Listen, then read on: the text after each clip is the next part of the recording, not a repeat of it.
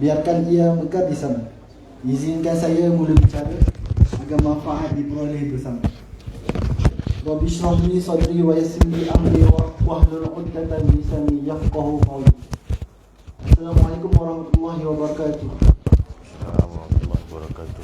Hadirin hadirat yang dikasihi Allah sekalian, sabda Rasulullah SAW maksudnya, apabila kamu melalui atau bertemu dengan taman-taman syurga di atas muka bumi ini, maka hendaklah kamu berhenti untuk menikmati hasilnya. Lalu sahabat pun bertanya, apakah dia taman-taman syurga tersebut? Rasulullah berkata, majlis-majlis ilmu. Hadis riwayat At-Tirmizi. Hadirin hadirat sekalian, bersyukur kita kehadrat Ilahi dengan limpah kurnianya serta inayahnya. Kita sama-sama berkumpul pada hari Jumaat yang penuh barakah ini untuk mendengar ceramah nuzul Al-Quran yang bertajuk Penghayatan Al-Quran dan Lailatul Qadar. Bagi memberkati majlis kita pada hari ini, marilah kita menadah tangan mengaminkan bacaan doa yang akan disampaikan oleh saya sendiri. Kita mulakan dengan umul kitab Al-Fatihah. Auzubillahi minasyaitonirrajim. Bismillahirrahmanirrahim. Alhamdulillahirabbil alamin. Arrahmanirrahim. Maliki yaumiddin. Iyyaka na'budu wa iyyaka nasta'in. Ihdinas siratal mustaqim. Siratal ladzina an'amta 'alaihim. Rabbi zidni ilman warzuqni fahman. Rabbi zidni ilman warzuqni fahman. Rabbi zidni ilman warzuqni fahman. Rabbi shrah lana sudurana wa yassir lana umurana wahlul 'uqdatam min lisanina yafqahu qawlana. Allahumma akhrijna min zulumati wahmi wa akrimna bi nuril fahmi waftah 'alaina bi maghfirati 'ilmi wa nawwir qulubana kama nawwarta asy-syamsa wa qamar wa sahhil abwaaba fadlika ya arhamar rahimin. Amin, amin, amin ya rabbal alamin. Hadirin hadirat sekalian, tak kenal maka tak cinta. Sebelum menjemput penceramah kita, mulailah kita berkenalan dulu dengan Ustaz Syazwan Jaafar yang berjiwa besar ini. Okay, beliau merupakan seorang bapa kepada 3 orang anak. Beliau berasal dari Kuala Lumpur dan kini menetap di Taman Velox, Rawang.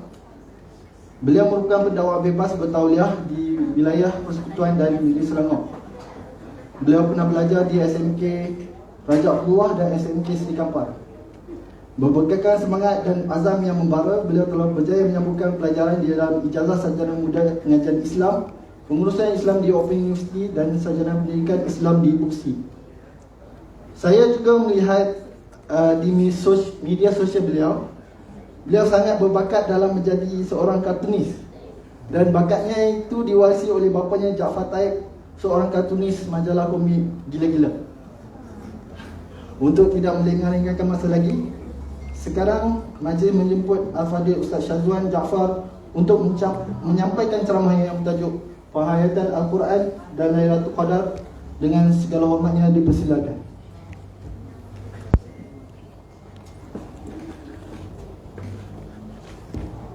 Pegang lah kot ya. Bismillahirrahmanirrahim. Assalamualaikum warahmatullahi wabarakatuh. Alhamdulillah wassalatu wassalamu ala Rasulillah wa ala alihi wa sahbihi ajma'in. Rabbi shrah li sadri wa yassir li amri wahlul 'uqdatam min lisani yafqahu qawli. Alhamdulillah, syukur kepada Allah Taala dapat kita sama-sama di dewan yang berbahagia ini pada hari-hari yang penting, iaitu 10 terakhir Ramadan. Jadi lagi sikit hari nak raya dah. Alhamdulillah. Dah apply cuti belum? Itu nombor 1. Jadi saya berbesar hati dijemput oleh perangkaan Gombak untuk menyampaikan sedikitlah perkongsian. Alhamdulillah tahun lepas dah pergi HQ kot. Jadi hari ni kita pergi ke Gombak. Jadi tajuk diberi kepada saya ni Lailatul Qadar dengan Quran. Quran dengan Ramadan ni dia memang tak dipisahkan lah. Baik, sebelum tu terima kasih kepada pengurusi kita tadi tu, dengan doa dia, dengan pengenalan dia tadi. Saya tambah sikit, selain daripada penawah bebas, saya juga penasihat lah di Angkatan Pertahanan Awam dalam Padang Gombak. pandang tembak dan juga juruterapi psikologi Islam. Selalu saya dipanggil ni cerita pasal masalah mental, anxiety, OCD, macam-macam D lagi lah, disorder yang di belakang tu, major depression disorder lah, banyak sangat tak boleh nak order dah. Jadi penyakit ni dah macam-macam, dia lebih 300 dia.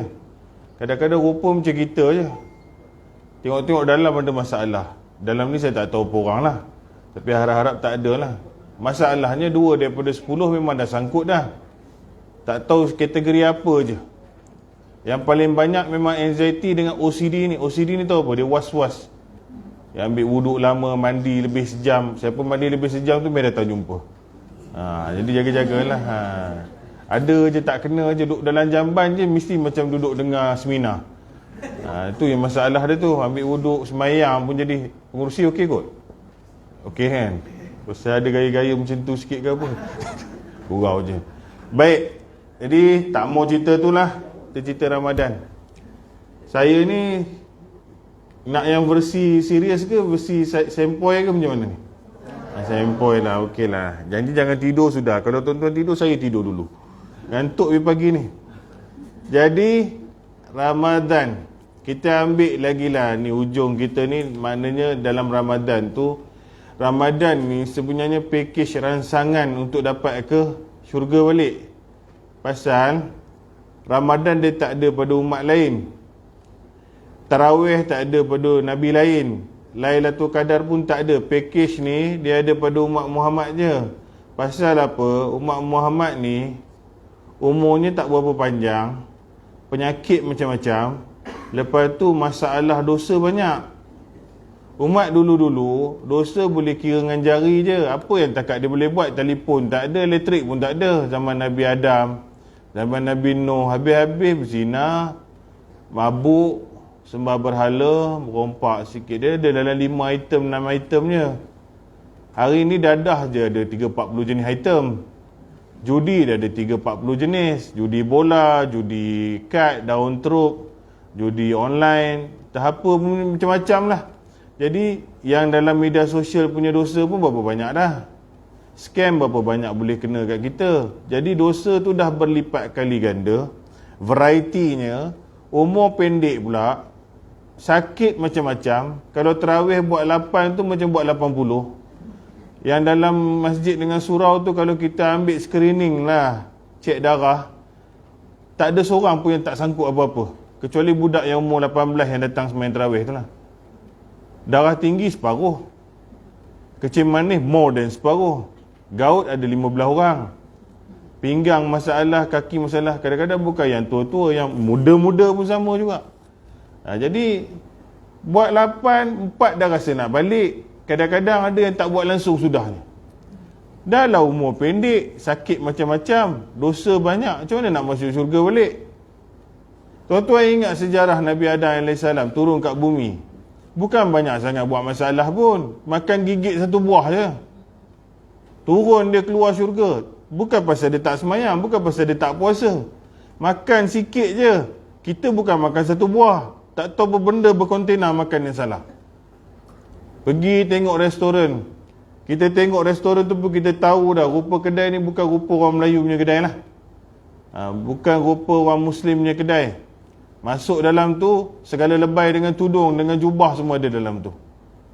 Jadi kita tengok logo halal tak ada. Tanyalah, bang, kenapa makan kat sini? Tu yang pakai tudung pun ada dalam tu. Oh, dia punya logo halal dekat tudung.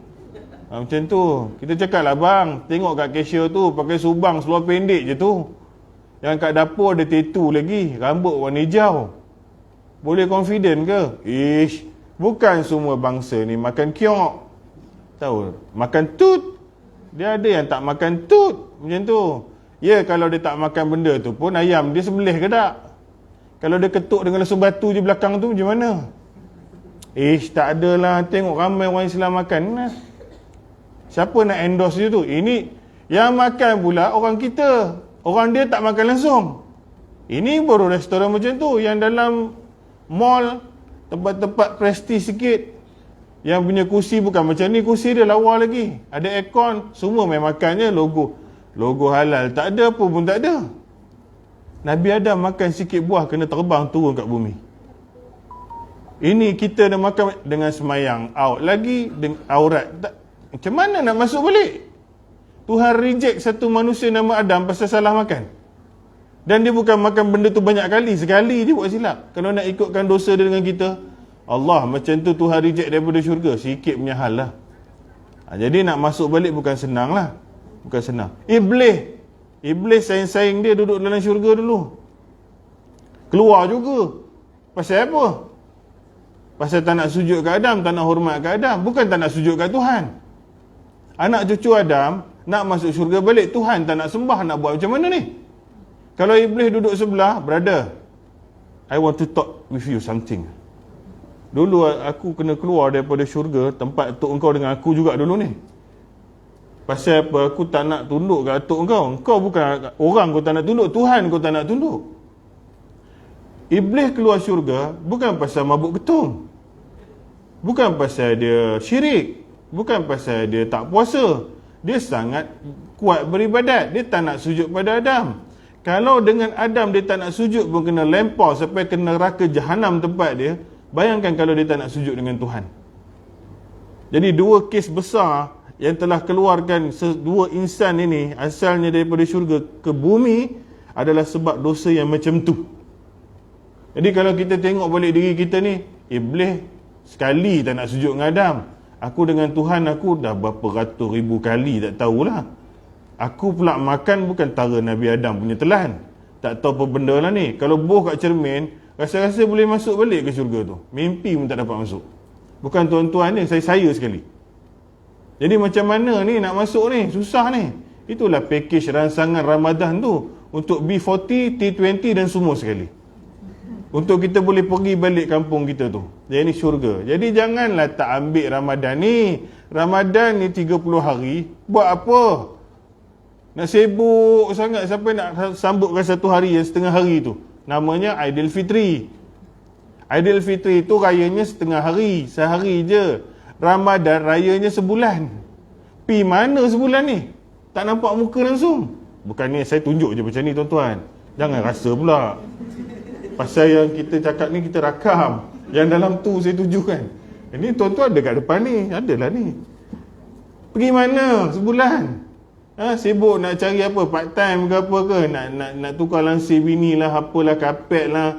Segala macam nak servis kereta lah, nak tukar sport rim baru lah, apalah. Itu bukan cara sambut Ramadan. Itu sambut Aidilfitri. Ramadan you pergi mana? Pasal hari pertama raya kita ialah hari pertamanya Ramadan. Itulah momen raya. Kalau tak sambut hari raya ini, berugilah. Jadi saya dah dipanggil hujung-hujung Ramadan. Jadi saya tak boleh nak ceramah macam awal Ramadan. Sebab tu lain kali panggil dua kali. Awal Ramadan dengan hujung Ramadan. Okey sikit.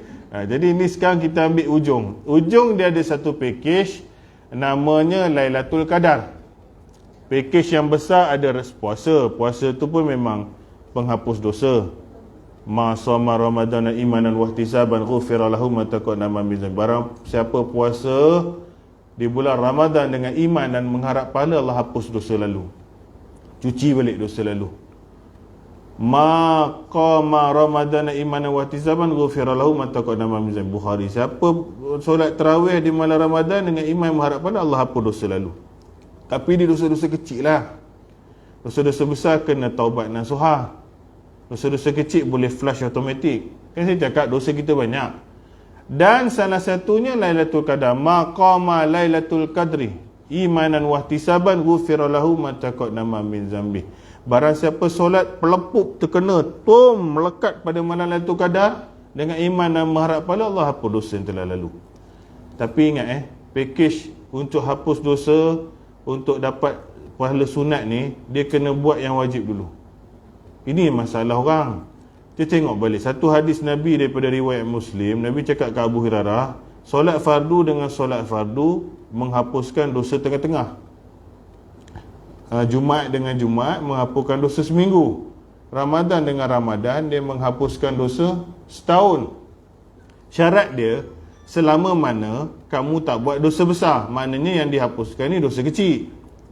Okey lah, Alhamdulillah Ustaz, saya memang tak isap dadah, saya tak rogol orang, saya tak ragut orang, saya tak main judi, saya tak riba, saya tak sembah berhala, tak derhaka mak bapak. Ni banyak dosa besar saya tak buat dah. Memang tak buat. Kalau buat dosa besar, tuan-tuan tak ada dalam ni.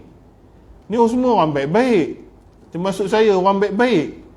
Jadi orang baik-baik ni, dia jarang buat dosa besar dah, tapi dia pasti ada dosa kecil. Dosa kecil ni yang berbakul-bakul ni, iaitu contohnya apa? Bangun pagi lambat sikit pukul 7 kata, ni bukan bulan puasa lah, Allah dah hujung-hujung lah semayang subuh, dah dosa kecil lagi. Lepas tu suami kan pergi keluar buang sampah pakai kain pelekat, pusat terjojol, pusat peranginan anda tu terkeluar, anda pun pergi buang sampah. Jiran sebelah pun, bang buang sampah bang. Yelah buang sampah, biar aku buat apa ni? Memang buang sampah lah. Assalamualaikum, salam. Anak dara tu dah besar. Dulu memang awak dukung dia baby, sekarang dah jadi mak orang juga. Tu bukan mahram, dosa kecil lagi. Buang sampah terpelanting pergi rumah dia pula, masuk dalam longkang, dosa kecil lagi. Lepas tu cucur rokok lagi, cucur rokok 2 batang paling kurang pagi-pagi, dah dosa lagi. Buang puntung rokok kena kat rumput, terbakar rumput tu tak pasal-pasal, dosa kecil lagi. Orang pula kena kutip puntung rokok tu, dosa lagi. Tengok pula handphone, mula-mula tengok ceramah, 1 ceramah 5 dandut. Tu dia. Lepas tu scroll-scroll pergi ke TikTok, lepas tu TikTok pergi lagi berat sikit, pergi Bigo pula, habislah. Dosa kecil lagi. Lepas tu lupa bagi kucing makan, lambat sikit, dosa kecil lagi. Ni kalau nak kumpul tuan-tuan, mau berkontena satu hari. Jadi ni dia ada automatic flush, wudu automatic flush. Sebab itu orang liberal dia pelik. Dia cakap apa? Kenapa wudu? Bila batal sapu muka, sapu punggung, bukan sapu punggung. Pasal yang batalkan wudu kat punggung. Yalah, kita buang angin ke, buang air ke kat kemaluan, basuh kemaluan sudahlah. Kenapa kena basuh tangan dan basuh kaki? Ini orang logik. Kita cakap balik kat dia, awak ni pun satu hal. Sebab tu tak menghayati agama, you akan jadi masalah.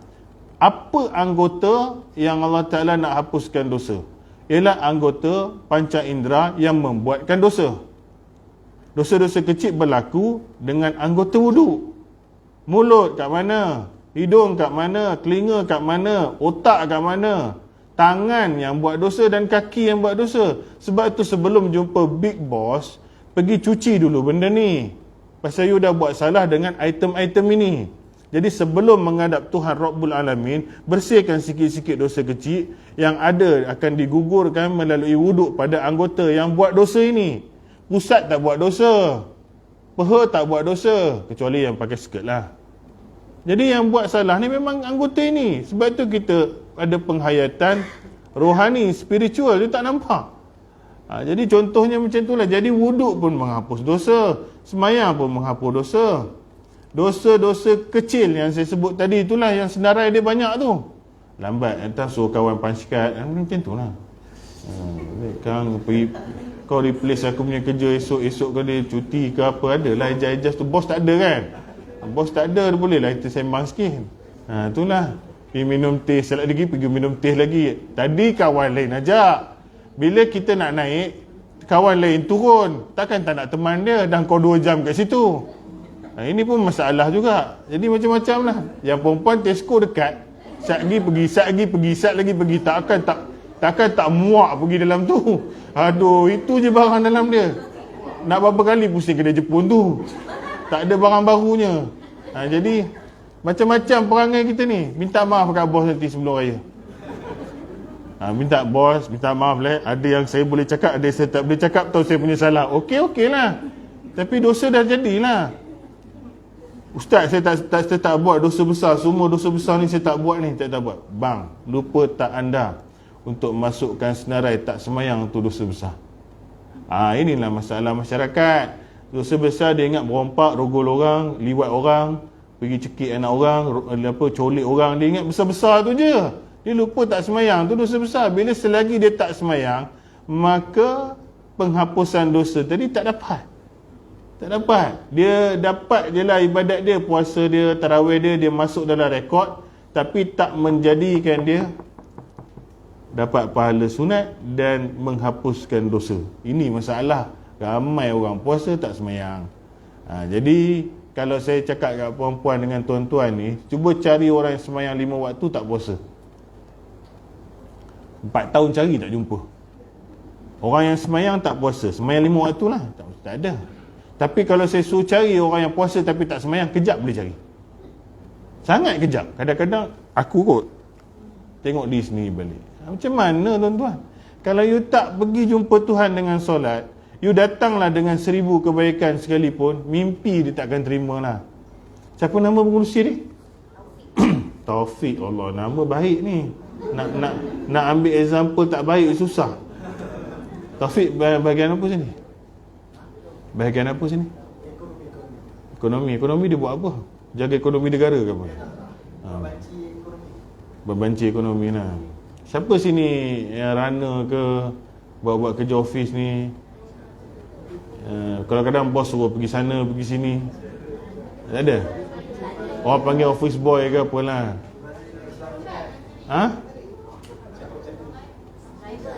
Driver, mana driver dia? Kita nak glamour kan driver ni. Bus. Abang bus. Abang bus okey abang bus. Saya pinjam bagi contoh je abang bus. Boleh abang bus. Sekarang rasa merah pula mata tu kan, saya takutlah. Okey abang bus. Saya bos kat sini. Bos ni dia tak lama lagi dia berhenti, nanti saya ganti. Mana tahu. Okeylah go. Saya bos. Saya panggil Cik Mus. Mai sini. Ni saya bos, biasa bos ni dia punya perangai, dia jumpa staf pukul 4 petang. Pagi daripada awal dia tak nak jumpa. Orang dah nak balik dia sibuk nak jumpa. Pasal bos memang macam tu. Bukan diperangkat di tempat lain. Jadi saya panggil Bang Mus sini. Bang, ini ada 10 karton mineral. Esok pagi-pagi pergi bawa ni, Mus pergi bawa booster. Mus ke bus? Nama betul apa? Apa? Aduh. Korang betul lah. Nama tu betul lah. Bazli pergi angkat ni, bawa pergi surau Taman Velok tu. Ada imam namanya, pengurusi namanya Cik Faizal tu, ni nama dia, ni nombor telefon, ni alamat lokasi saya bagi. Esok kena pergi hantar ni. Pasal ni memang hak orang ni. Dia nak bore ke, dia nak buka ke apa ke, orang tarawih nak pakai. Okay bos. Tapi busa ni dia tak sedap lah nak pakai dia sebagai contoh. Contoh yang tak baik pasal dia dah berumur sikit. Tapi tak apa, saya cuba tukar lah. Bazli balik sekali ya. Calon isteri kedua telefon. Calon. Mula-mula bini dia tak bagi. Lala bini dia balik bulan Ramadan yang mulia dan suci ni, tiba-tiba bini cakap, bang, itu hari bang ada offer-offer nak kahwin tu. Saya rasa okey jugalah bang. Oi bos Bazli. Jalan tak bijak tanah. Melayang dia malam tu. Hari dia belanja bini dia macam-macam. Awak demam ke apa ni? Ke kolesterol tinggi ke apa? Pasal statement bini dia berbahaya ni. Tengok bini dia okey, tak ada hal lah. Dia punya seronok malam tu, tak tidur. Esok datang office ni, ni 3 tingkat kan ni. Habis dia vacuum, kerja cleaner dia buat, apa file dia susun, dia pun pandai sikit servis aircon dan itulah menyanyi, ambil tangga, pergi cuci semua aircon, tukar mentol. Saya ada parking kereta saya kat sini, kereta peribadi. Kereta saya pun dia bagi kilat juga. Habis kat 10 benda dia buat hari itulah. Kemudian saya datang. Saya datang pukul 4 petang yang sama. Rasa-rasa tuan-tuan saya tanya apa? Apa saya tanya? Itulah. Saya tak tanya benda lain. Saya tanya, Bazli mana? Yang kau dah hantar belum main? Astaghfirullahalazim. Allah bos, saya lupa dah pun. Dah tu kau buat apa satu hari ni? Banyak apa ni vacuum. Tu tanggal stiker belakang tu. Lap cermin, jamban saya cuci. Diorang saya sponsor makan tengah hari ni tetap. Rasa-rasa saya terima tak apa semua dia buat tu. Dia buat benda tu baik apa? Tak terima. Saya cakap aku bagi kau gaji. Aku Aku ada arahan yang very simple, yang kau kena buat. Yang lain-lain aku tak suruh kau buat pun. Orang lain punya kerja benda ni. Sekarang pasal apa kau tak hantar? Dan kau kena hantar juga. Saya takkan berubah saya punya mood selagi mana dia tak buat kerja yang saya suruh. Jadi apa dia perlu buat? Dia perlu datang kat saya minta maaf dulu. Minta maaf dulu. Bos, maafkan saya, bos. Saya betul-betul saya punya kemaafan masih tertangguh lagi. Geram tu duk ada lagi. Ini saya nak jawab dengan surau lagi ni. Dah petang ni kau nak hantar bila pula? Dah tentu tak hantar punya lah. Esok je dah cerita ni. Oh, dia dah kena dah ceramah dengan aku 15 minit, setengah jam. Pam, lama-lama rambut pun hilang. Rambut saya pun hilang, rambut dia pun makin hilang. Bernanah telinga. Kena sembuh. Jadi apa dia kena buat? Dia berjanji saya esok pagi selepas subuh saya sampai, saya hantar. Aku tengok, kalau kau tak hantar esok kau siap. Jadi esok saya datang. Saya tak datang pukul 4 dah, saya datang tengah hari. Pasal kalau dia tak hantar, saya sendiri kena hantar. Kan boleh percaya sangat ni Bazli ni. Tapi sekali dia hantar betul-betul. Saya datang pukul 12. Bos, settle. Mineral semua saya dah hantar dah. Saya tak percaya dia dah. Mana tahu kau simpan dalam van tu. Mana DO? Kan DO kan? Ataupun acknowledgement lah, apa benda yang kalau kita hantar tu, sign. Mana sign pengurusi ke apa, aku nak tengok. Kan kita ada borang receive ke apa semua ni. Dia pun tunjuk lah. Okay. Oh, dah hantar. Bagus. Mes sudah duduk depan Bazli. Dah kena ceramah kali kedua pula. Gedebak. Saya akan sekolahkan dia cukup punya. Kemudian lepas setengah jam kena bebel, baru saya tanya, kenapa yang kau seronok sangat ni? Seronok sangat sehari dua ni, sampai apa benda pun kau buat ni. Apa benda yang kau buat hari tu? Ni bos, saya vacuum lah apa semua ni. Ni kereta aku berkilat bawah tu, saya punya kerja. Kau punya kerja juga. Apa hal yang seronok sangat ni? Bos, mana tak seronok bos. Bini offer so kahwin lagi. Pelik ni. Habis tu, jadilah saya dulu adalah satu ibu tunggal tu pun dia okey juga.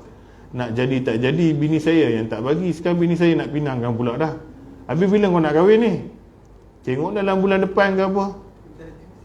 Baru saya ambil 100 saya buang dalam poket dia. Nah, pergi kahwin elok-elok. Dah. Tengok saya hanya akan terima apa yang dia buat kecil-kecil setelah dia buat apa yang saya suruh. Allah ada arahan wajib. Yang tuan-tuan dan puan-puan jangan mimpi kalau tuan-tuan buat satu gunung sedekah kat orang sekalipun, kalau you tak semayang, dia takkan terima benda lain. Sebab itu belajar betul-betul. Manusia cuba bargain dengan Tuhan, nak buat Tuhan ni macam makhluk, sedangkan makhluk pun tak boleh terima. Saya tak akan layan dia. Bahkan kalau hari yang kedua dia tak hantar, silat-silat esok dia, saya tak nak tengok muka dia langsung. Jadi bila dia dah buat yang wajib, yang saya suruh, baru saya buka ruang untuk tengok sunat-sunat dia ni. Pandai kau servis ni, kau ni baru saya bagi ganjaran tambahan setelah dia buat yang utama. Anda tidak akan dapat pahala sunat selama wajib anda tidak buat, dan anda tidak akan terhapus dosa kecil selagi dosa besar masih buat. Ada faham? Ada faham. Jadi kalau tak faham juga, faham jugalah.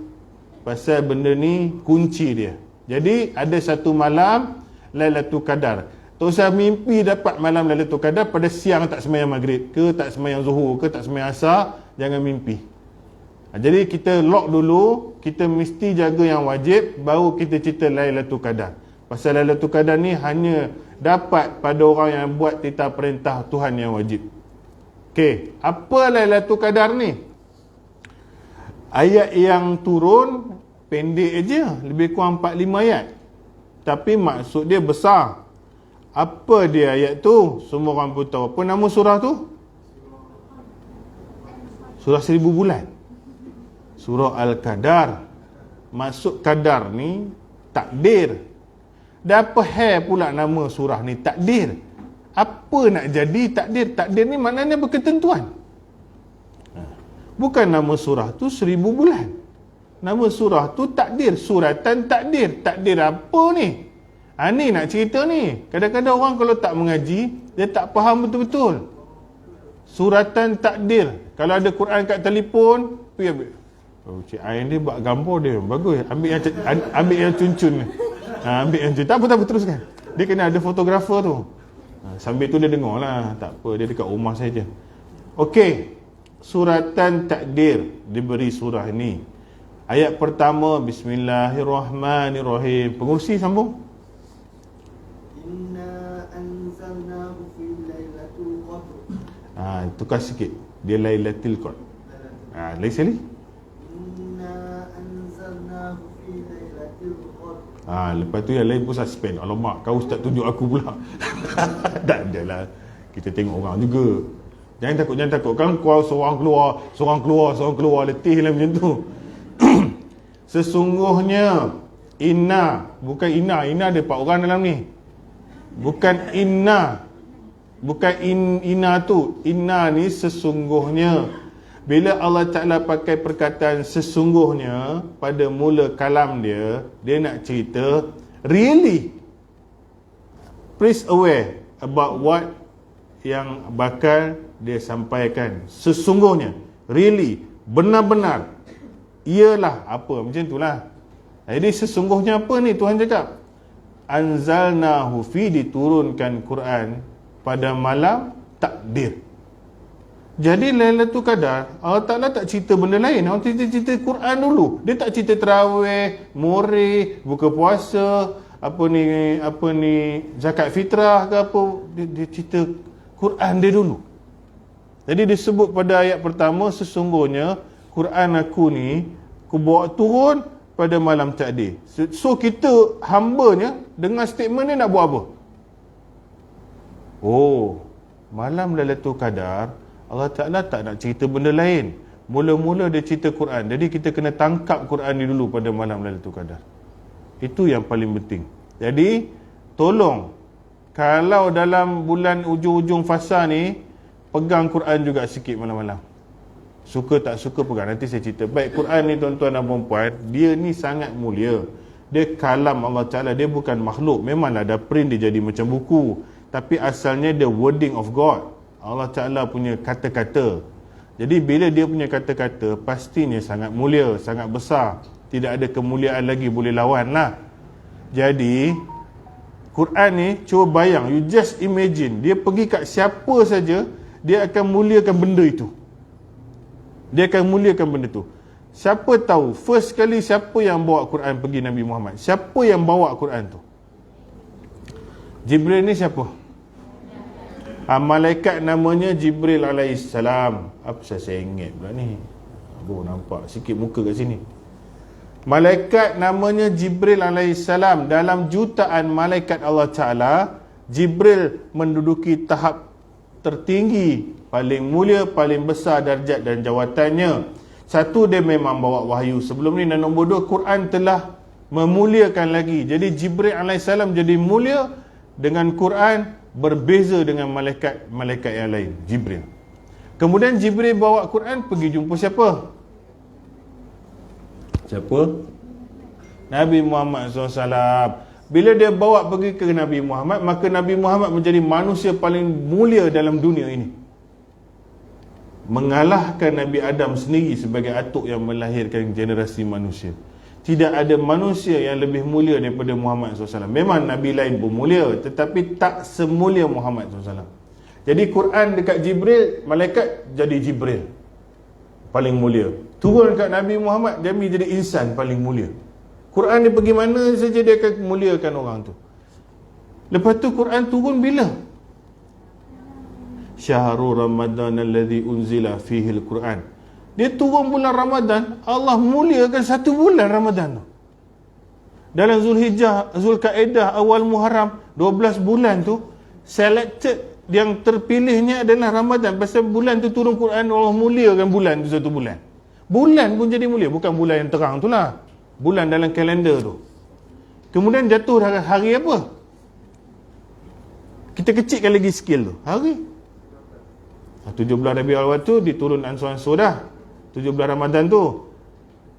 Ini yang kita baca tadi. Sesungguhnya diturunkan Quran pada malam takdir. Inna anzalnahu fi lailatul mubarakah, surah lain. Inna anzalnahu fi lailatul qadar. Jadi Lailatul Qadar menjadi malam paling mulia dalam satu tahun. Tengok dia pergi kat bulan, bulan berubah. Dia pergi kat hari, hari berubah. Dah dia turun dekat semua tempat ni dan waktu detik ni, dia nak turun kat siapa lagi? Turun kat kita lah. Sebab tu kalau kita nak mulia, semulia-mulianya buah Quran dalam jiwa kita. Duduk dengan Quran. Dia akan muliakan kita. Tengok orang lepas semayang baca ayat kursi, Nabi cakap apa? Pasti akan masuk syurga, melainkan kena mati dulu. Barang siapa yang baca surah Al-Mulk, hafal dan baca selalu, siksa kubur terlepas. Baca siapa baca surah Kafir Jumaat sampai Jumaat akan datang, terang benderang cahaya. Siapa baca Quran, rajin baca Quran, jadi syafaat. Membawa syafaat dia dengan puasa bergili-gili. Datang membantu. Apa lagi Quran ni?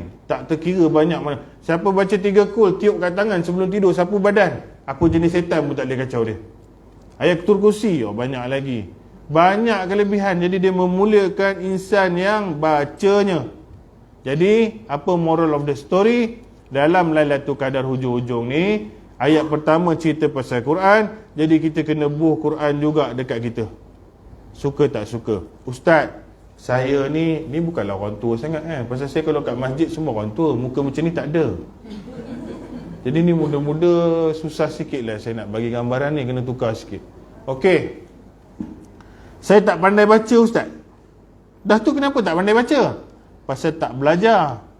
Iqra' tu naik berkerak dah.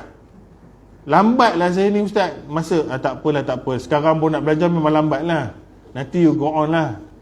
Yang bahasa Melayu takkan tak boleh baca. Terjemahan dia. Terjemahan. Ini pun ada satu ustaz yang tak tahu views dia tak berapa betul. Dia boleh cakap siapa baca Quran sendiri, nanti setan datang baca sekali dengan dia. Habis kalau tak baca tu setan tak datang lah. Sekarang aku geram betul aku. Bila ni lah orang nak baca Quran? Kalau perangai kau macam ni, takkan nak import ustaz duduk sebelah je. Kaya aku pun. Mana mahu macam tu. Tengok di barat, diterjemahkan Quran ni dalam versi Inggeris, beribu orang masuk Islam. Mereka bukan ada wuduk pun kafir baca Quran. Omar sendiri, Samsing kampung, bukan Samsing kampung dusun lagi, more than that, super mega extremely Samsing dulu, nak bunuh Nabi semua. Dia baca Quran lah, dia masuk Islam. Rampas kat adik dia surah Toha, nangis masuk Islam. Boleh dia cakap, Omar kau tak ambil wuduk lagi? Wuduk apa? Dia kafir masa tu. Kalau orang kafir baca Quran boleh masuk Islam, takkan orang Islam sendiri baca Quran masuk neraka? Ini apa punya mentality lah. Memanglah salah kalau kita baca sendiri. Jangan kata kita, ustaz level apa pun salah. Tu yang kat TV tu mujur ada 5-6 orang. Kalau dia seorang-seorang, siapa nak betulkan dia? Kadang-kadang saya tengok dia pun kena betul juga. Malam ni kan buka TV, kan ada tadarus tu. Kadang-kadang saya tengok ada ustaz yang ustaz lain betul. Ni apa pula ni? Kacau betul lah. Dia masuk dalam rakaman tu, potong tu. Di pagi ni ustaz-ustaz itu pun silap juga. Nabi SAW pun tadarus malam-malam dengan Jibril tiap-tiap malam. Budak kalau berjalan tuan-tuan, tak nak jatuh, dia takkan jalan sampai bila-bila. Merangkak jatuh, jalan jatuh, pegang dinding jatuh. Dan lama dia pandai lah. Takkan kita lempang muka dia pasal berjatuh. Jadi kita kalau mengaji seorang-seorang, pastilah ada silap. Tuhan maafkanlah, pasal kita bukan begitu. Nabi Muhammad sendiri pun kena tadarus. Jadi kalau nak baca, you tak ada masalah baca sendiri. Dan selama hari kita baca pun bukan faham pun. Baca juga dapat pahala. Jadi baca saja. Baca yang BM tu. Azalikal kitabul la raiba fi. Tak tahulah alif tenang waw apa ni, tak tahulah. Sebelah dia apa? Inilah kitab yang tak ada keraguan padanya. Hudal lil muttaqin. Apa tunjuk bagi orang-orang bertakwa. Kalau dorang kalau berpish-pish Facebook punya cerita sampai berair biji mata boleh. Laki lagi lah Shopee tengok. Perempuan pun Shopee juga. Boleh berjam-jam, takkan tengok kalamullah tak boleh. Jadi malam ni kena mula dah. Ni dah malam 24 dah. Ujung-ujung nanti ada malam Lailatul Qadar, aku tak tahu. Suspense sikit di ujung-ujung malam akhir ni, 3 malam ganjil terakhir. Dia ada hadis dia 10 malam terakhir. Kecilkan lagi malam ganjil pada malam terakhir. Ada hadis kecil 3 malam ganjil di malam akhir. Ada hadis 27 malam. Malam 27. Jadi kena jaga je lah. Kena jaga je, hati-hati je. Baik, bacalah yang BM. Tak tahu juga baca yang BM. Ada ke orang tak tahu baca BM? Tak tahulah dia datang daripada negara lain apa, tak tahulah.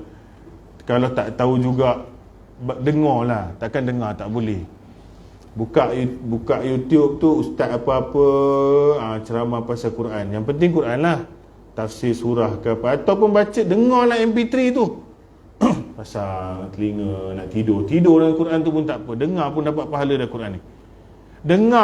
Dengar tu seminimum benda. Dengar. Ada orang dia memang tak boleh dengar Quran, panas dia, rasa nak tutup je. Kalau sahur tu ada ustaz-ustaz ngaji tu, dia dah remeh dah. Ish, pasal lagu raya lah. Lagu raya kau sibuk. Ada orang dia macam tu. Ada orang nak pindah rumah dia, pergi jauh-jauh, tak selera dia dengar azan tu. Remeh aku duduk kat surau, nampak aku tak pergi semayang. Kalau boleh pergi tempat yang tak ada orang Islam langsung lagi elok. Ada. Jadi janganlah kita jadi macam tu. Dengar mesti boleh punya. Nak tidur dengar. Bawa-bawa sudahlah lagu Selamat Hari Raya. Inilah Lailatul Qadar dululah. Kau nak selamat raya, selamatlah sekarang dulu. Mana ada lagu Lailatul Qadar pun. Patut kena buat lagu Lailatul Qadar banyak-banyak. Semua raya je. Tak selamat mananya. Selamat sekarang dulu. Udah tu ustaz, dengar pun tak boleh dah ustaz. Baca tak boleh, Rumi tak boleh, Jawi tak boleh, dengar pun tak boleh. Kalau ni pun tak boleh buat, berhenti jadi orang, jadi pokok pisang. Tak ada masalah. Tak ada masalah. Jangan jadi manusia terus. Jadi dengarlah. Ini tips pertama. Baru ayat pertama dah 10 dah. Tak boleh habis. Kita sambung lagi. Ayat kedua apa? Dia buka Quran kan, tersilap lagi tu. Wama betul. Dan tahu tak kalian apa malam takdir tu? Tahu tak? Bila Tuhan pakai tahu tak ni, jaga-jagalah. Contohnya macam ni, mak kita cakap kat kita ke, Ina, engkau tahu tak hari ni hari apa? Maknanya apa? Dia nak suruh kita alert. Kalau kita cakap dengan anak kita, kakak, dah pukul berapa ni? Maknanya apa? Kita boleh cakap pukul berapa, tapi kita tak cakap pukul berapa. Kita nak suruh otak dia fikir kejap. Bagi dia tengok jam, alamak, 12 lebih tak tidur lagi, nampak? Cakap kat suami, bang, ni dah bulan berapa ni? Bil kena bayar. Dia wording ni menggambarkan penekanan pada apa subjek yang nak disampaikan. Jadi Allah Ta'ala tanya, Wama, tahu tak korang Lailatul Qadar ni apa?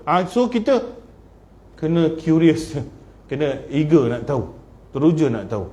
Okey, memang kita tak tahu Lailatul Qadar ni apa. Sekarang kita nak alert, nak dengar. Dalam ayat seterusnya baru Allah Ta'ala bagi point apa malam tu. Cuba baca lagi. Orang perempuan pula lah kot. Wa ma adraka ma Lailatul Qadar. Lepas tu pemalulah korang. Macam puasa je hari ni. Memang puasa si baik cakap, jawab betul. Perempuan juga menang mana-mana. Asal ceramah je perempuan. Asal perempuan je ceramah. Macam itulah. Semalam pun ceramah kat perempuan. Itu hari pun kat perempuan juga. Lelaki kena kuat sikit buat ni. Ayat lepas ni lelaki lah. Apa tadi? Betul. Malam itu dia lebih baik dari 1000 bulan. Ini semua orang tahu dah. More than khairuhu, more than 1000 months. Bermakna mungkin 14,000 bulan, mungkin 5,000 bulan. Apa ni bulan ni? Dia macam ni. Cuba divide by hari. Sebulan sama dengan 83, 10,000 bulan 83 tahun. Bagi 365 jap. Kali. Satu tahun ada 365 kali 83 tahun. Ya Allah, banyaknya nombor. 30,000 lah, lebih kurang 30,000 hari. Baru sedap sikit nak sebut.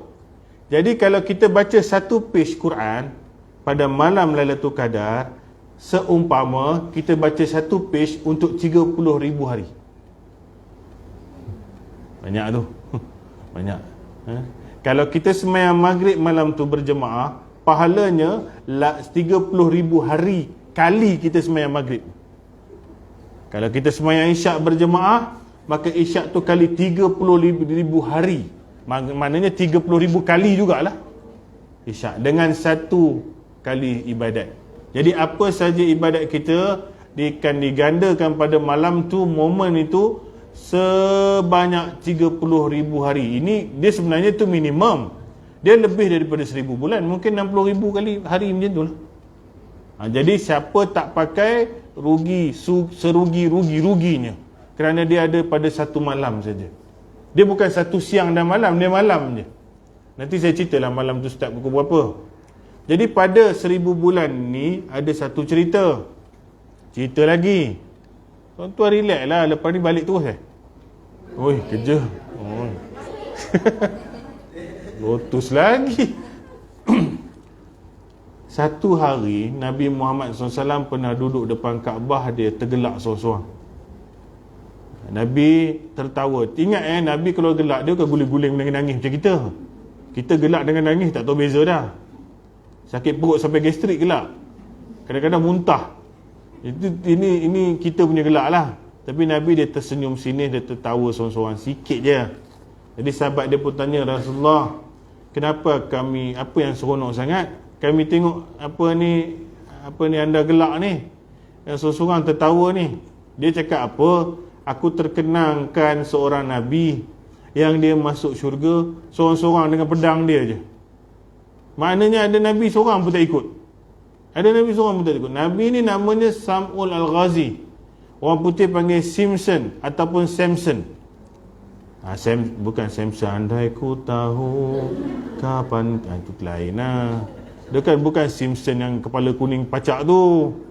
Tu kartun. Namanya Sam'ul Al-Ghazi. Samuel lain. Samuel Nabi juga. Dia dengan kisah Talut tu cerita dalam Bani Israel, tu lain. Nabi Samuel kena panggil ceramah lain. Ni saya nak cerita Sam'ul Al-Ghazi. Sam'ul Al-Ghazi ni dia ni berdakwah kepada kaum yang zalim, yang kejam, yang rajanya biasalah pengamal pesyirik, penyembah berhala, maksiat, tak tahu nak kata apa lah ni. Jadi dia berdakwah seorang-seorang dia, tetapi kelebihan dia tak diganggu. Kerana apa? Kerana dia tak boleh diganggu. Mukjizat dia ialah dia ada kekuatan luar biasa, dan paling dia kuat sekali bila jumpa besi. Magneto tu. Magneto macam tu lah. Tapi Magneto tu exaggerate sikit lah, boleh terbangkan besi lah apa semua kan. Dia macam tu lah. Kuasa pada besi dan memang kuat lah. Jadi raja yang zalim ni tak reti dia nak buat apa dengan dia ni. Kalau Nabi lain dia perang je, tangkap je. Yang ni macam mana nak buat? Dia kuat, tak mati-mati pun. Jadi seorang pun tak nak kacau dia. Jadi dia duk ceramah, berdakwah macam-macam lah. Jadi raja dah jadi remeh, macam mana nak stopkan dia ni. Jadi apa raja buat? Raja offer kepada semua rakyat, semua tentera, pembesar sebagainya, siapa boleh tangkap Sam'ul Al-Ghazi ni, bawa datang istana, dapat apa saja bentuk kemewahan, nak duit ke, darjat ke, apa ke, pangkat ke, boleh. Seorang pun tak pergilah, pasal takut pergi kan mati pula. Jadi daripada mati baik tak payah. Jadi raja pun dah runsing, pening kepala raja ni, macam mana ni. Terfikir dek raja, ayat bini dia. Cuba tarik bini dia, kod-kod bini dia boleh termakan dengan harta ni lah. Rupanya boleh pun. Berjaya juga dengan ayat manis raja, terpengaruh juga. Sebab tu isteri pada Rasul ni, kadang-kadang Nabi kadang-kadang ada yang belot. Nabi Lut tengok bini dia belot. Ada 3 orang handsome datang rumah, itu malaikat sebenarnya. Bini dia pergi ngadu kat kaum dia, kau tahu tak dalam rumah aku ni ada cantik punya lelaki. Dia tahu kaum dia pergi, datang menonong semua. Bini dia, bini Nabi Nuh mana naik kapal. Banyak, tapi ada bini yang baik.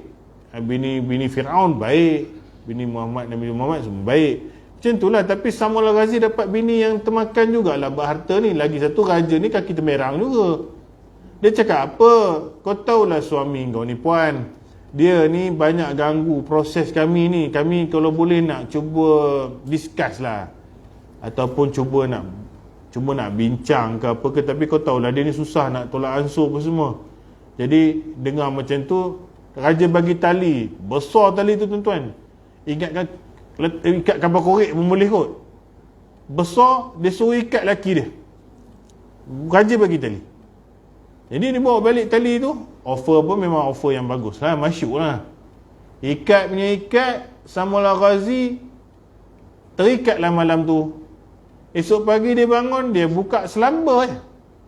Tak menjadi masalah kat dia. Pum, terpelanting terus tali tu. Jadi dia pun tanyalah bini dia, kenapa ikat aku? Bini memang pandai menjawab. Dia ada kelebihan pada bini untuk menjawab lebih daripada apa yang patut dia boleh jawab. Jadi dia jawab apa? Bukan apa bang oi, saya punya ayat lah. Aku ni dah kahwin lama dah ni. Tengok, ingatkan tali besar ni aku dapat, boleh lah kau nak test tengok kau punya kekuatan. Rupanya suami aku ni memang kuat sungguh lah. Ini pun tak boleh nak ikat kau. Aku dah kahwin dengan kau lama dah. Aku sendiri tak tahu apa lemah suami aku ni. Dia sembang. Nabi Samuel pun dah rasa macam tak dah, ni bini aku dah. Macam ni lah, benda-benda ni semua tak boleh lemahkan aku. Tak ada pun boleh gugat aku melainkan dengan rambut aku je. Habis lah pecah rahsia. Rambut dia panjang sampai pinggang, jangan buat pula. Dia orang. Jadi esoknya tidur, digunting rambut dia dalam 3 line 4 line je, lebih kurang, bukan banyak pun. Ikat tangan, ikat kaki Samuel Al-Ghazi, terus macam paralyzed, lembik, tak ada tenaga, terus tak boleh buat apa-apa. Dah kena ikat. Bini dia panggil lah raja dengan tentera, datang angkat bawa pergi istana. Mula cerita macam baik je, macam negotiate je. Apa dia buat? Kena tipu lah. Dia congkel mata Samuel Al-Ghazi, dua-dua keluar hidup-hidup. Jadi Nabi ni buta, dicongkel mata dia keluar, diseksa, didera, dikurung, bukan dibunuh pun. Jadi menderitalah Samuel Al-Ghazi, bermunajat pada Tuhan, taubat dan minta ampun kepada Allah Ta'ala selama 1000 bulan. 1000 bulan ni 30,200 lebih hari dia kena taubat, siang dan malam minta ampun. Baru Tuhan hantar utusan nak dengar apa engkau nak. Pasal dia buat salah. Tu saya cakap tadi, Nabi buat salah tuan-tuan, kena macam tu. Tengok, Nabi Adam makan sikit buah kena macam tu. Nabi Muhammad pun kena juga tegur dengan Tuhan. Sikit je hal dia. Tengok Nabi Yunus, sikit merajuk, kena telan dengan ikan paus. Tengok Nabi Muhammad, surah Al-Kahfi tu turun pasal nak menceritakan tentang 3 soalan yang ditanya kepada baginda Nabi SAW. Kalau dia boleh jawab, maka betul lah dia seorang Nabi. Pasal 3 soalan ni soalan trap. Dia bertanya kepada kaum terdahulu, aku nak test Muhammad ni Nabi tak Nabi, kau tanya 3 soalan ni. Kalau dia boleh jawab, pasti dia Nabi. Jadi Nabi ditanya tentang Iskandar Zulkarnain, tentang Ashabul Kahfi, tentang ruh ataupun kiamat tak silap. Antara itulah. Jadi benda gaib ni, seorang Nabi, kalau orang tu cakap, dia mesti boleh jawab. Nabi jawab apa? Ditanya, esok aku bagi tahu jawapan. Esok pun tak dapat jawapan. Pasal apa? Dia tak cakap insya-Allah.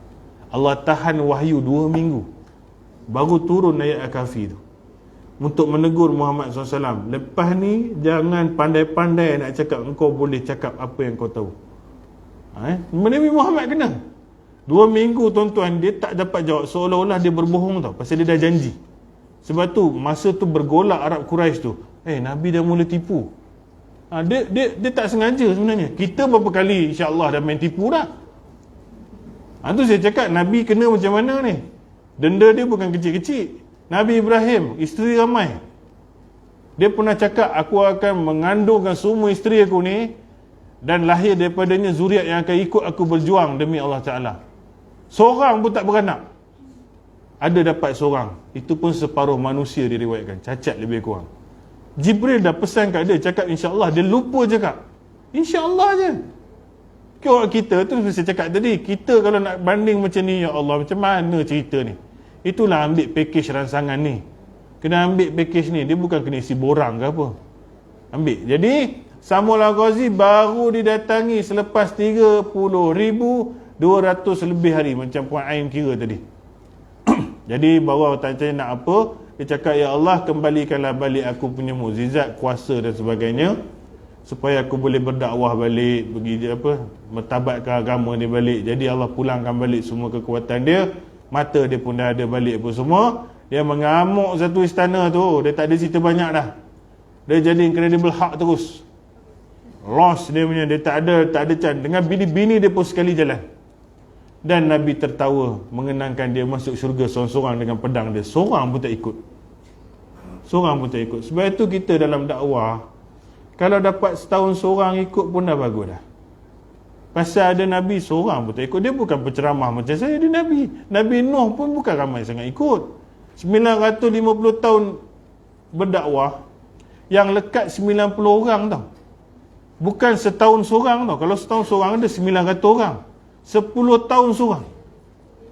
Ingat senang ke kerja ni? Bukan senang. Tu kita nak suruh orang semayang tu berbuih mulut pun kadang-kadang bukan senang. Dan yang menentang Nabi ni kadang-kadang bukan orang lain, anak bini dia sendiri.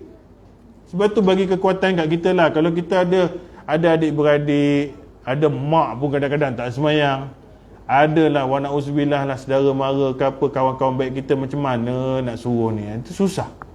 Tapi kena kental lah. Pasal apa? Benda tu bukan mudah. Pasal Nabi sama saja masuk syurga seorang-seorang dia.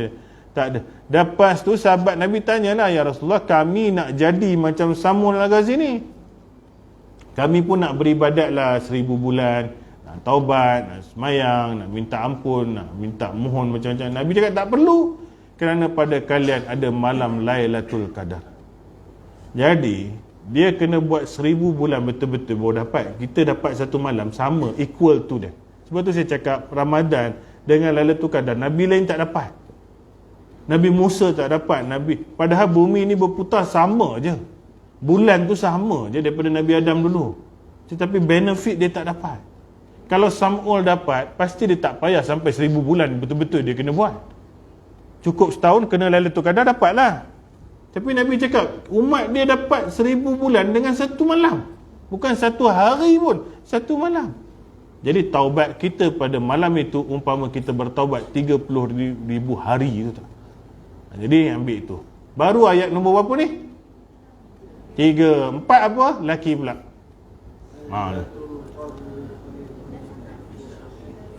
Sudah.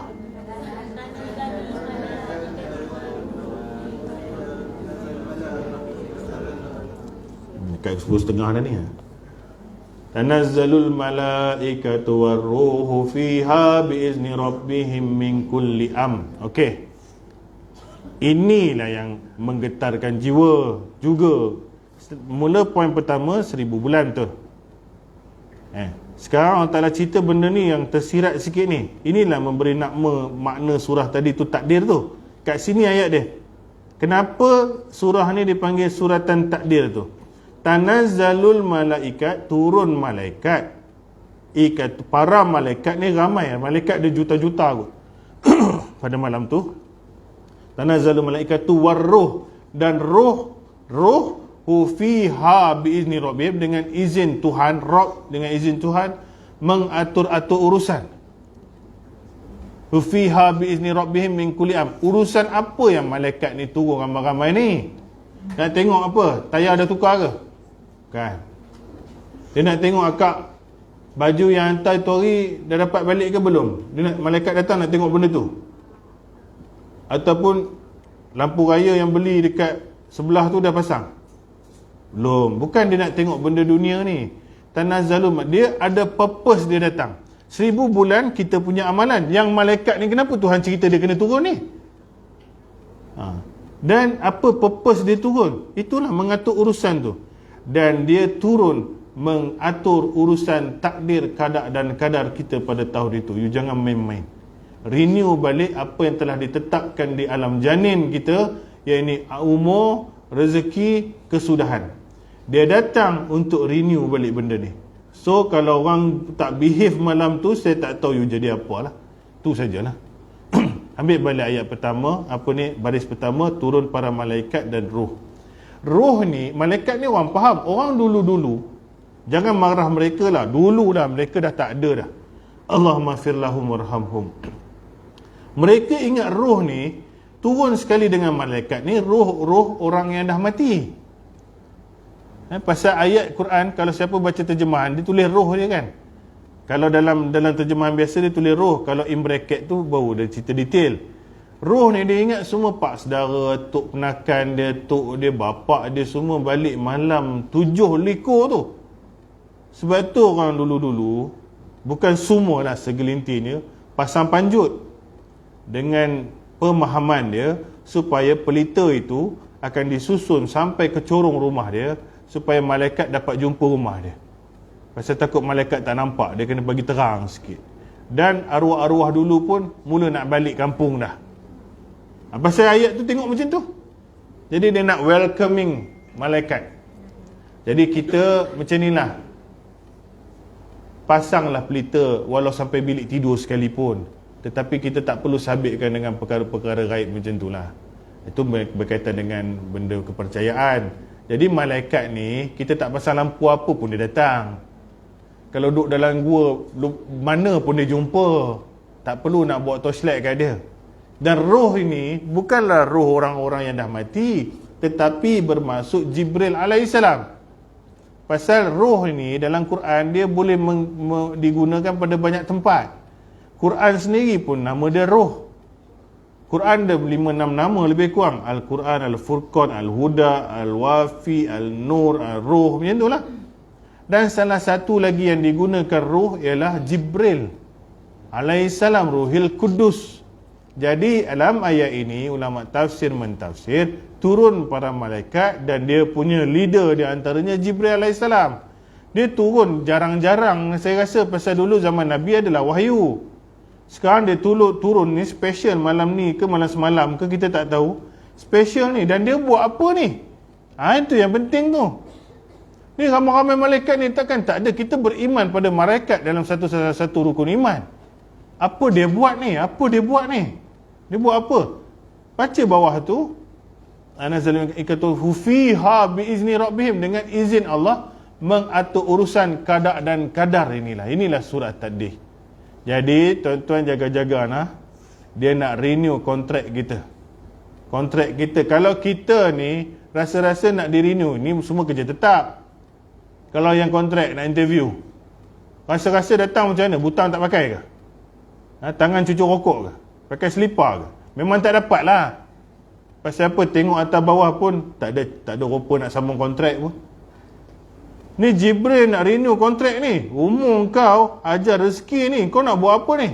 Contoh. Ada satu pakcik tua ni, umur 80 lebih. Katakanlah, if andai, dia bukan betul, saya ni Jibril lah, saya duduk tempat Jibril lah, saya dapat authority turun malam Lailatul Qadar, tengok pakcik ni pula. Ni apa orang tua terkangkang depan TV ni? Umur dia ni berapa ni? 87 dah. Teruk ni. Dia tak pergi tarawih ke? Okay, malaikat boleh kiri kanan boleh jawab lah. Tak pergi bos. Kadang-kadang pergi, kadang-kadang tak pergi. Hari ni dia buat apa? Dia tak pergi. Mereka tengok buku belah kiri dia. Tahu buku kiri? Ya Allah, tambah lagi. Tahun lepas tak banyak ni. Apa tahun makin tua makin tambah? Patut makin tua makin kurang. Bos, dia puasa bos. Tapi dia tak semayang macam tadi. Kadang-kadang dia duk buat dosa besar lagi. Dia duk tengok benda ni lagi. Jadi macam mana kita nak kira pahala dia duk sangkut dengan dosa besar dia ni? Aduh, tengok buku belah kanan. Berabuk, tak tambah. Dan macam mana nak tambah dosa besar duk buat? Tak boleh jadi orang tua ni. Apa dia minta ni? Panjang umur.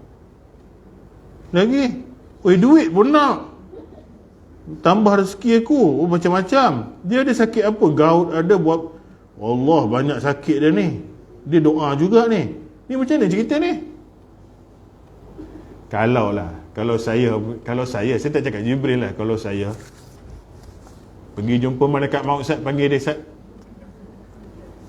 Kau tengok orang tua ni sempat timbang cucu, esok lusa ni kau pergi rentap nyawa dia pun tak apalah. Daripada buku dia tahun depan lagi tambah lagi lama dia duduk dalam neraka.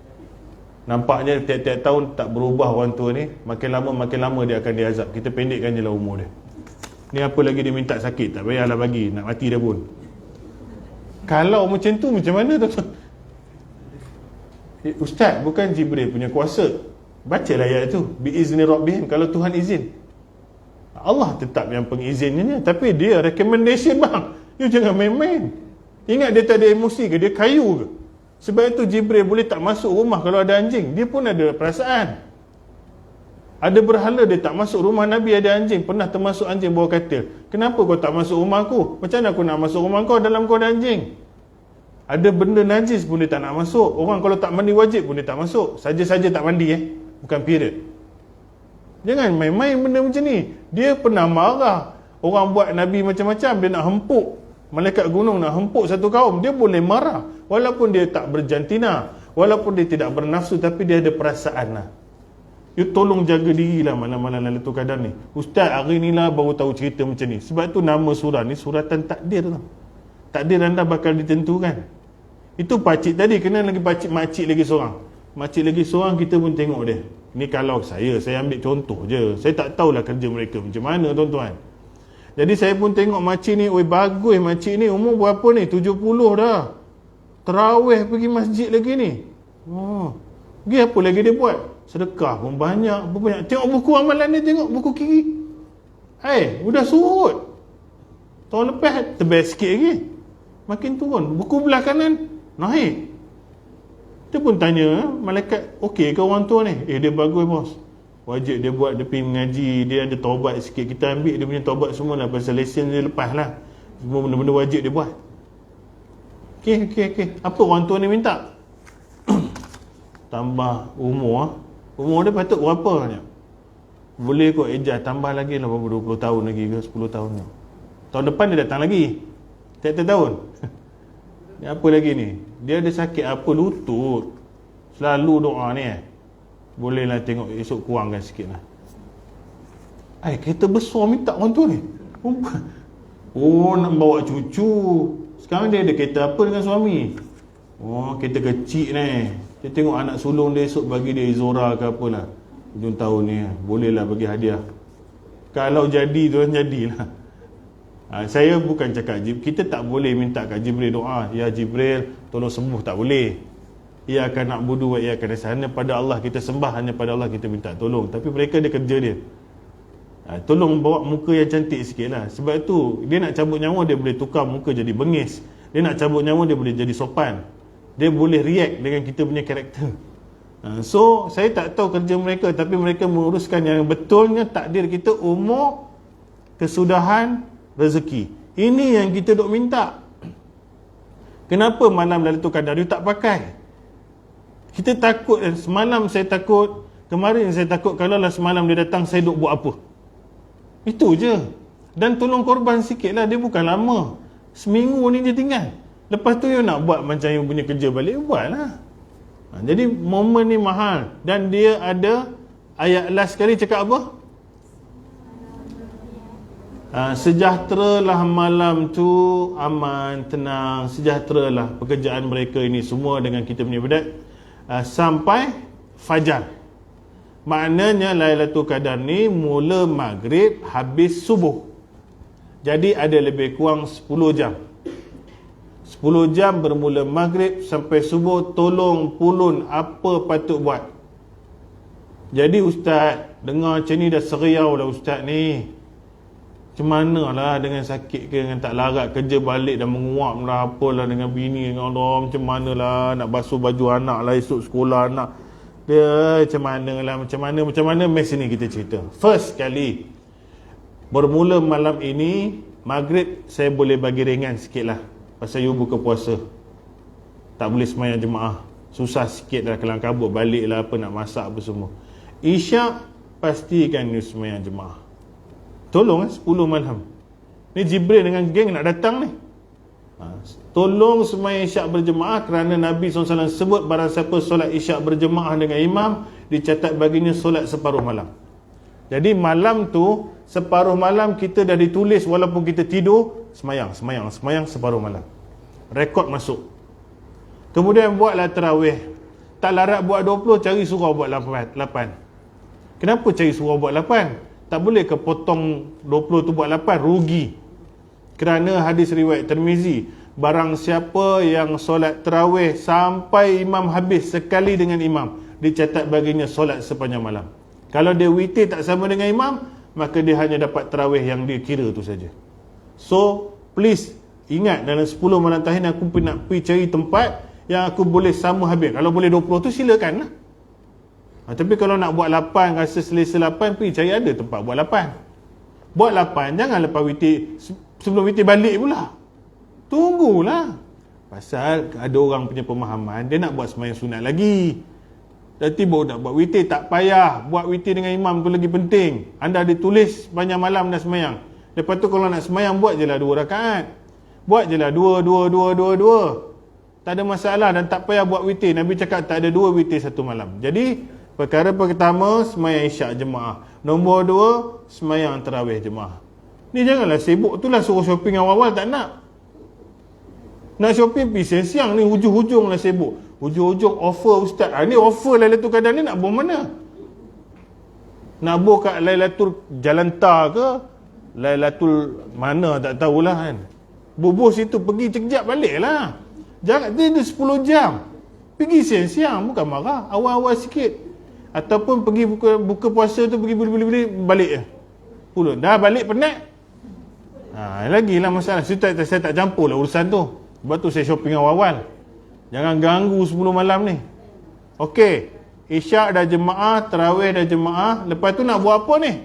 Dah pukul 10:30 sampai rumah. Ni buka Quran tadi. Sikit pun dapat tak apa. Kalau tadarus silakanlah, itu lebih baiklah.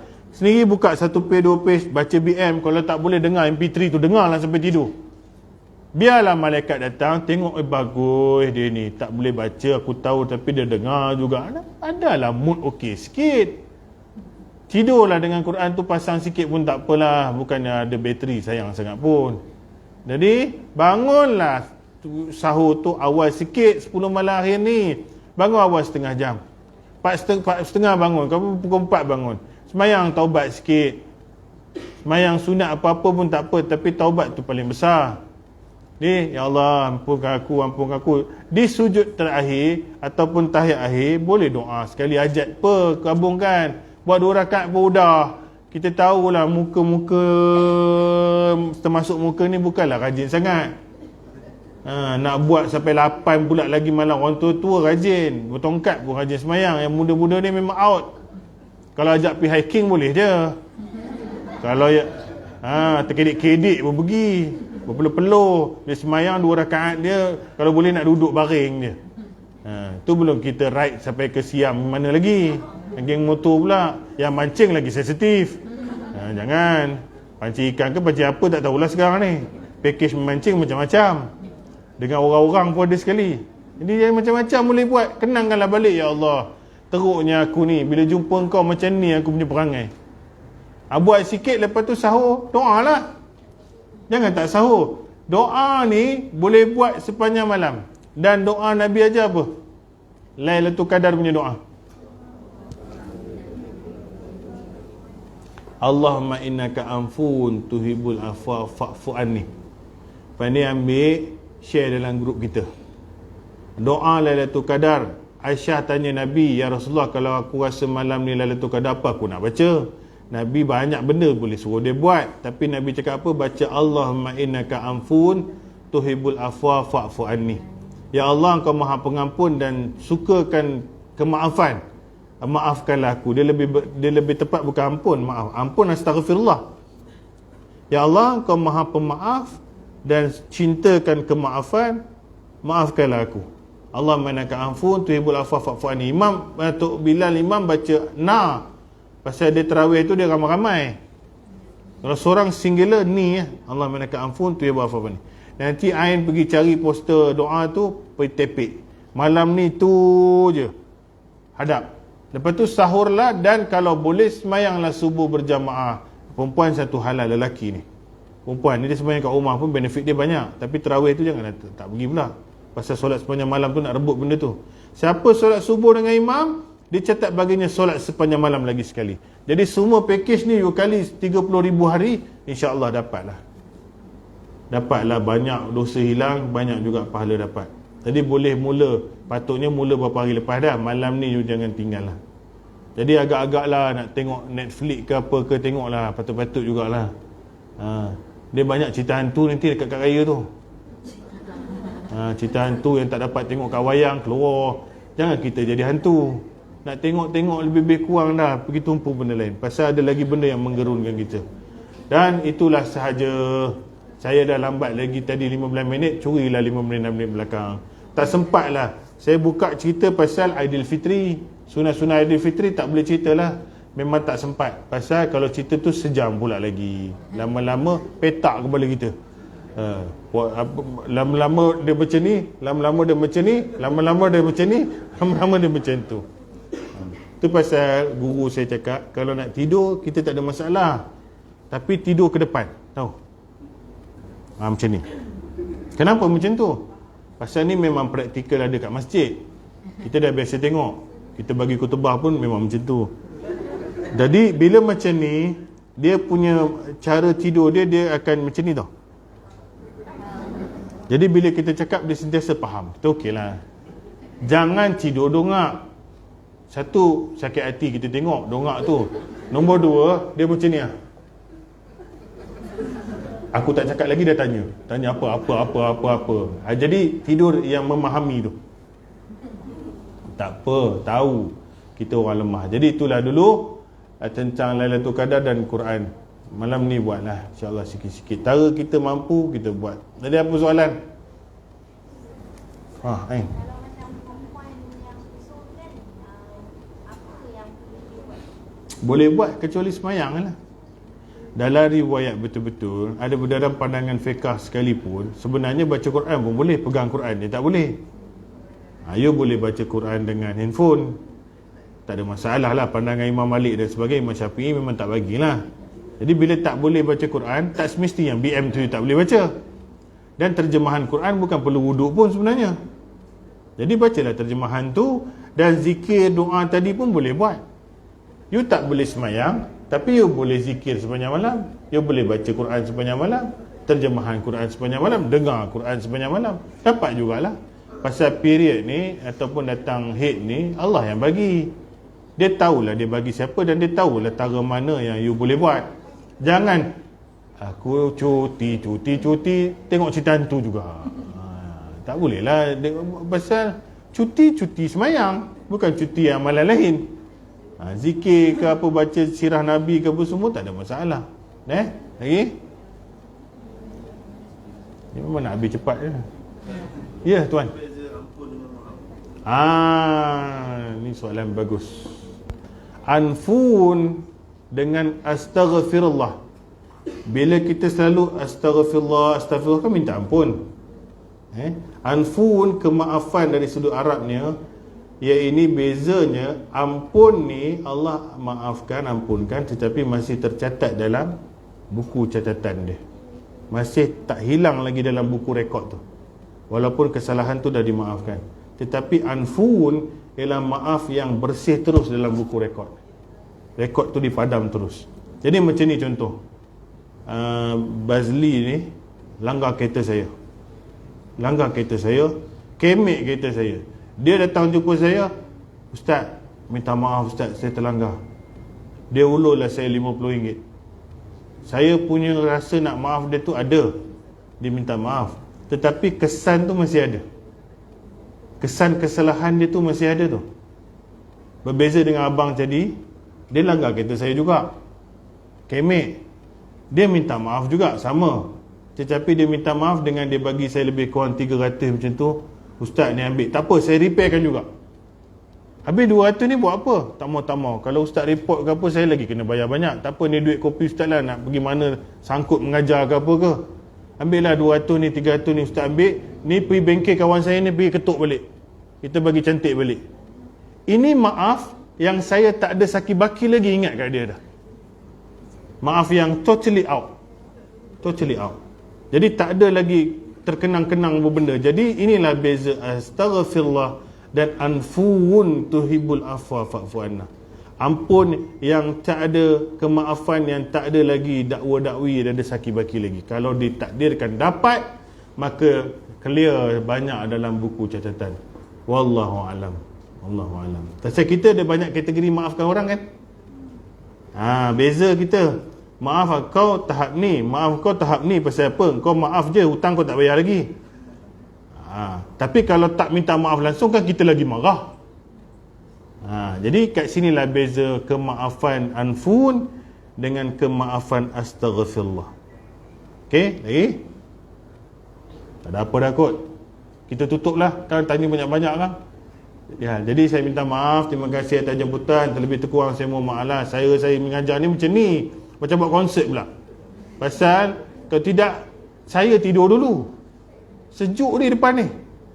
Jadi sebelum saya tidur dulu, saya tukar daripada literal akademik pergi kepada santai lah. Sebab tu saya tanya awal-awal. Kalau you nak literal betul-betul pasal slide saya boleh. Pasal kita academician juga. Macam mana kita belajar master ke apa, you nak keluarkan dalam bentuk point, kita boleh keluar. You nak accurate betul-betul dalil, semua pegang Quran lah. Kita buat betul-betul classroom, betul-betul pegang pen, pegang kertas. Tapi dalam santai macam ni agak kurang sesuai lah. Dalam ceramah macam ni, sekarang orang cakap ni nak ambil exam apa pula. Jadi tengok keadaan, tengok suasana. Saya mohon maaf lah kalau tersilap kata, tersalah ke apa. Selamat, tak nak sebut selamat hari raya, selamat mengecapi malam Lailatul Qadar. Ini itu lagi besar. Semoga Allah Ta'ala ampuni kita, rahmat kita. Kita doa sikit. Auzubillah minasyaitanirrajim. Bismillahirrahmanirrahim. Alhamdulillahirabbil wassalatu wassalamu ala asyrafil anbiya'i wal mursalin wa ala alihi washabihi ajma'in. Allahumma inna nas'aluka ridhaka wal jannah wa na'udzubika min sakhatika wan nar. Allahumma innaka afuwun tuhibbul afwa fa'fu anna. Allahumma innaka afuwun tuhibbul afwa fa'fu anna. Allahumma innaka afuwun tuhibbul afwa fa'fu anna. Wa an walidina wa jami'il muslimin wal muslimat bi rahmatika ya arhamar rahimin. Ya Allah ya Rahman ya Rahim, ampunilah dosa kami ya Allah. Ampunkanlah dosa kami ya Rahman, ampunkanlah dosa kami ya Rahim. Ampunkan dosa orang tua kami, ahli keluarga kami, adik-beradik kami, sanak saudara kami, muslimin dan muslimat di Malaysia ini, dan khusus juga buat keluarga apa ni, jabatan apa ni namanya? Perangkaan, terutama sekali daerah Gombak ni ya Allah. Berkatilah hidup kami, rahmatilah kami, mudahkanlah urusan pekerjaan kami, ringankanlah beban dan hutang kami. Ya Allah, sembuhkanlah penyakit kami, sihatkanlah tubuh badan kami, dan panjangkanlah usia kami dalam ketaatan kepada-Mu ya Allah. Khusus buat Ramadan yang mulia ni ya Allah, Kau terimalah puasa kami, terimalah solat tarawih kami, terimalah amal ibadat kami, terimalah sedekah jariah kami ya Allah. Moga ianya memberi pahala ganjaran kepada kami dan menjadi penghapus dosa buat kami, dan seterusnya membawa kami ke syurga-Mu ya Allah, dan jauh daripada azab api neraka-Mu ya Allah. Juga terimalah amal ibadat kami, kuatkanlah diri kami, dan jadikanlah kami insan yang mendapat manfaat malam Lailatul Qadar-Mu ya Allah. Ampunilah dosa kami ya Allah, ampunkan dosa kami ya Allah, ampunkan dosa kami ya Allah. Jadikanlah diri kami dan keluarga kami insan yang soleh dan solehah. Jadikanlah diri kami dan keluarga kami insan yang masuki syurga-Mu. Jauhkanlah diri kami dari api neraka-Mu. Rabbana zalamna anfusana wa ilam taghfir lana wa tarhamna lanakunanna minal khasirin. Rabbana hab lana min azwajina wa dzurriyyatina qurratan waj'alna lil muttaqina imama. Rabbana atina fid dunya hasanatan wa fil akhirati hasanatan wa qina azabannar. Wa sallallahu ala Muhammadin wa ala alihi wasallam. Walhamdulillahi rabbil alamin.